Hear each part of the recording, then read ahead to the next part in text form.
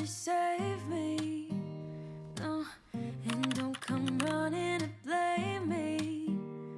Coucou tout le monde, j'espère que vous allez bien. On se retrouve aujourd'hui et comme chaque samedi à 10h pour une nouvelle vidéo. Et aujourd'hui j'avais envie de vous parler d'un sujet qui revient souvent, ma gestion du budget au quotidien. Je pense que c'est un sujet qui intéresse beaucoup de monde en ce moment et honnêtement je comprends parce qu'aujourd'hui tout coûte cher, surtout quand on a des enfants. Donc ça va pas être une vidéo en mode astuce économie extrême ou voilà comment économiser des milliers d'euros. C'est pas du tout le but, je voulais surtout vous parler de ma façon à moi de m'organiser au quotidien, de mes habitudes et des petites choses que je mets en place naturellement. Donc forcément déjà chaque mois il y a tout ce qui est dépenses fixes, loyer, facture, internet, assurance, téléphone, vous connaissez. Et forcément quand on est seul avec 2 enfants et sans pension alimentaire, il faut faire attention à certaines choses et anticiper aussi au maximum. Après c'est vrai que moi j'ai aussi une situation un petit peu particulière parce que j'ai pas un salaire qui tombe à date précise tous les mois. Je peux pas me dire bah voilà je suis payée tant tous les 28 et du coup j'ai vraiment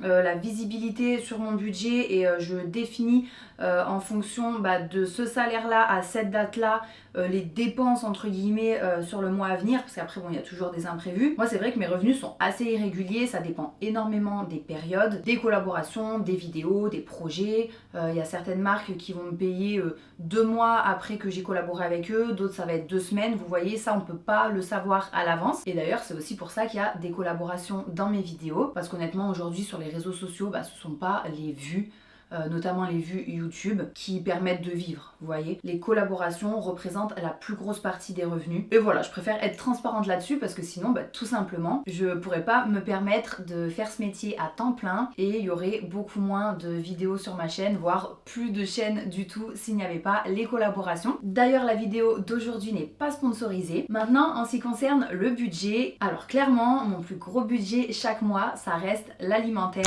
Je pense que pour vous c'est pareil, peut-être équivalent avec le loyer selon la surface de votre logement, l'endroit où vous vivez, loyer ou crédit immobilier. Avec les enfants en plus les courses ça va extrêmement vite et c'est pas toujours évident de prévoir le gaspillage alimentaire qu'il va y avoir ou pas. Donc voilà, par rapport à ça j'essaye de faire attention, pas dans le sens se priver mais plutôt dans le sens éviter au maximum le gaspillage. Donc ça je l'avais déjà expliqué mais je sais qu'il y a pas mal de nouvelles personnes qui sont ici sur la chaîne donc je le redis brièvement. Et aussi essayer d'être un petit peu plus organisé dans les repas, donc notamment grâce au menu de la semaine. Je vais faire les courses donc en fonction de ce qui reste aussi dans les placards. Je check un petit peu avant placard, frigo, congélateur, histoire de pas racheter pour rien, que ça se périme entre temps, de devoir jeter et tout ça. Et j'essaie aussi de cuisiner un maximum avec ce que j'ai déjà à la maison. Là par exemple j'avais des bananes qui commençaient vraiment à être mûres et plutôt que de les jeter, je vais faire un banana bread pour le petit déjeuner de demain.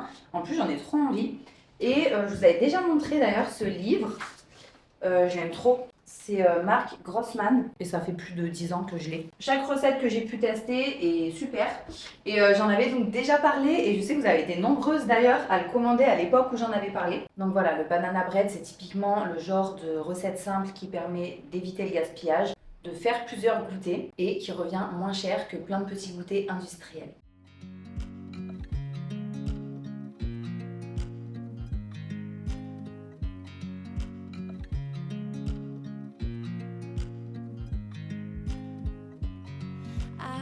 You as you drive. Do you know I'm looking and I can't help but smile. Et honnêtement, le fait maison, ça veut pas forcément dire compliqué. D'ailleurs, je vous laisserai la recette comme d'habitude en description de la vidéo. Et voilà, donc souvent j'essaye d'utiliser ce que j'ai déjà et au final avec quelques ingrédients simples ça fait plusieurs portions pour plusieurs jours, que ce soit petit déjeuner, goûter, parfois même pour le dessert. Moi j'adapte un petit peu au niveau des ingrédients et malheureusement j'avais pas d'huile de tournesol, d'huile neutre. Donc là je vais mettre de l'huile d'olive à la place, mais sinon je vous mettrai exactement la même recette que celle du livre. Do you know how much I love you? You put my favorite song on. I put my feet up and we just sing along. And I can't help but feeling just loving this moment. Can we stay here forever? I'm loving this moment. Can we stay here together? If I could stop the time, don't you know that I would? 'Cause I'm just loving this moment. Can we stay here forever? Forever. Forever. Forever. I watch you as you sleep. You don't know I'm looking with you everything. Pour finir, en ce qui concerne le budget alimentation, j'essaie au maximum de privilégier les fruits et légumes de saison parce que généralement c'est plus avantageux niveau prix et puis surtout c'est meilleur aussi. Et après, il y a plein d'autres petites habitudes qui, mises bout à bout, les unes à côté des autres, vont faire une vraie différence chaque mois. Par exemple, quand je commande sur internet, je cherche toujours un code promo avant de payer. Après, je sais qu'il y a des sites du style Zara, pour ne pas les citer, qui ont littéralement jamais de code promo, mais c'est vrai que pour tout le reste, en général, on en trouve. Moi, j'ai la petite extension qui s'appelle Coopert, donc je commande avec mon téléphone et ça va automatiquement rechercher tous les codes promo disponibles sur internet pour le site sur lequel vous les commandez. Du coup, c'est vraiment pratique. Moi, il m'en trouve très régulièrement des codes promo. Alors franchement, ça prend 1 minute et ça permet d'économiser parfois 10, 15, 20 euros en fonction de la somme de votre commande. Donc je trouve que ça peut être vraiment pas mal. J'utilise aussi énormément le cashback. Donc je vous en avais déjà parlé aussi. Personnellement, j'utilise l'application Joko et ça, je l'utilise vraiment au quotidien parce qu'en fait, c'est une application qui fonctionne en lien avec notre carte bancaire et notre banque. Donc évidemment, c'est sécurisé. Par exemple, si je vais faire des petites courses chez Auchan, Carrefour et que je paye avec ma carte bancaire, ça va directement sur l'application, même sans commander, vous voyez, directement avec votre téléphone. Mais si vous faites des paiements avec votre carte bancaire, donc qui est synchronisée à l'application, automatiquement j'ai une petite notification sur mon téléphone pour récolter en fait mon cashback suite à l'achat que je viens de faire. Donc c'est hyper cool. Là ce matin je suis passée chez Auchan, j'en ai eu pour 60 euros de courses et du coup j'ai payé donc avec ma carte et directement j'ai reçu une petite partie remboursée via l'application. Alors je précise à nouveau que je collabore absolument pas avec eux dans le cadre de cette vidéo, mais par contre j'ai découvert cette application via une collaboration et depuis je m'en sers comme je vous dis tous les jours. Donc ça paraît pas grand chose comme ça parce que c'est quelques centimes, mais là ce week-end j'avais déjà une cagnotte de 50 euros et donc j'ai pu me faire un virement sur mon compte bancaire de 50 euros que j'ai récupéré grâce à mes achats, que ce soit grande surface ou commande en ligne. Donc voilà, c'est petit à petit comme je vous disais, mais en tout cas ça fait une belle somme à la fin et ça fait toujours plaisir. D'ailleurs au passage ça me fait penser, je vais essayer de penser en tout cas au montage à vous mettre mon code de parrainage à l'écran, comme ça ça vous fait quelques euros directement dans votre cagnotte et pareil pour moi. Donc en fait voilà, c'est gagnant-gagnant. Je fais aussi beaucoup plus attention qu'avant aux achats impulsifs, c'est-à-dire que maintenant quand j'ai envie d'acheter quelque chose, j'essaye d'attendre un petit peu avant de commander pour voir si j'en ai réellement besoin ou pas, réellement envie. En général oui, mais quand même j'essaye d'être plus posée et réfléchie on va dire dans mes achats. Et pareil pour les vacances. Donc là par exemple j'ai réservé pour cet été, emmener les enfants à la mer, on va partir dans le sud de la France. Et en fait j'ai tendance à adapter nos dates de vacances aux tarifs proposés. Donc on va dire que je m'organise au niveau du planning en fonction de ça, plutôt que de réserver un petit peu au hasard. Et là où je vois que j'arrive à avoir des prix assez avantageux, que ce soit location dans un camping ou Airbnb, en fait c'est ça qui va déterminer nos dates de vacances. Donc voilà, si c'est possible de s'adapter, je trouve que c'est pas mal de faire comme ça. Et d'ailleurs là j'ai réservé un Airbnb en bord de mer pendant une semaine et avec l'application Joko j'ai eu 24 euros qui ont été directement crédités dans ma cagnotte. Donc j'étais bien contente parce que ça fait toujours une bonne somme de réserver une semaine en plein été au bord de la mer. Je revends aussi énormément de choses que je n'utilise plus, notamment au niveau des vêtements. Parfois certains objets aussi, que ce soit sur Vinted ou Le Bon Coin. Alors déjà ça aide à éviter d'accumuler des choses dont on ne se sert plus et surtout récupérer un petit peu d'argent plutôt que ça dorme dans les placards. En plus de ça ça donne une seconde vie, ça fait plaisir à une personne qui va vraiment l'utiliser, le porter et pour pas trop cher. Donc je trouve que une fois de plus c'est gagnant-gagnant et je trouve ça hyper cool comme principe quoi. Il y a aussi un truc que j'ai changé dernièrement dans mon quotidien, c'est le sport. J'avais un abonnement à la salle, donc j'y suis allée pendant 3 ans, vraiment régulièrement, plusieurs fois par semaine.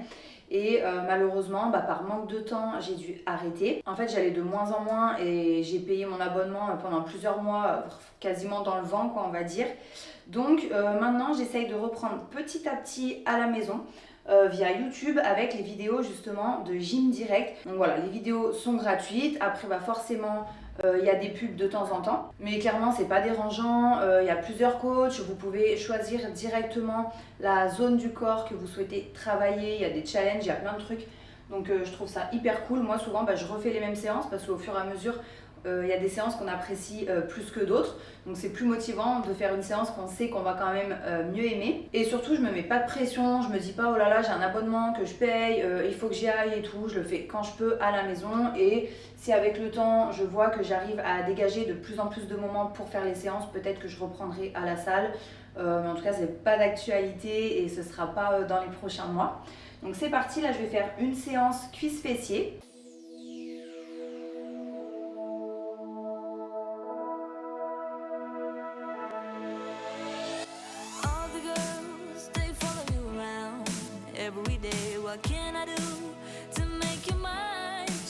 Toujours ce point d'équilibre, le centre de gravité.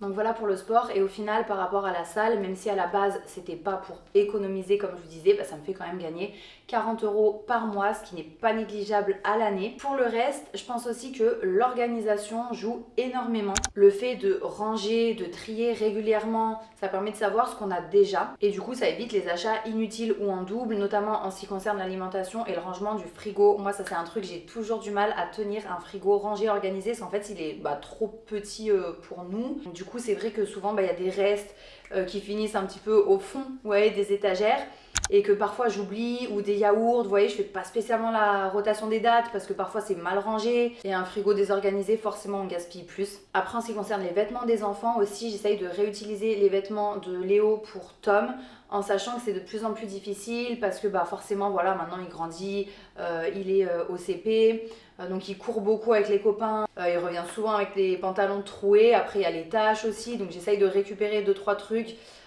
pour Tom, mais c'est de plus en plus rare quand j'y arrive. En tout cas voilà, aujourd'hui j'essaye de changer petit à petit ma vision du budget. En fait on va dire que pour moi gérer son budget c'est pas être dans la frustration constante, se priver de tout, c'est surtout apprendre à faire des choix un petit peu plus réfléchis au quotidien. Attendez, vous savez ce que je vais faire? Je vais aller chercher ma panière de linge propre, j'ai 3 grosses machines à plier, donc comme ça en même temps que je discute et que je termine de vous expliquer un petit peu, j'avance et je plie mon linge. Comme ça on aura passé une bonne partie de la journée ensemble finalement, entre la petite session cuisine, la séance de sport, le linge et tout ça, c'est plutôt pas mal. Moi j'aime bien passer une bonne partie de la journée comme ça avec vous.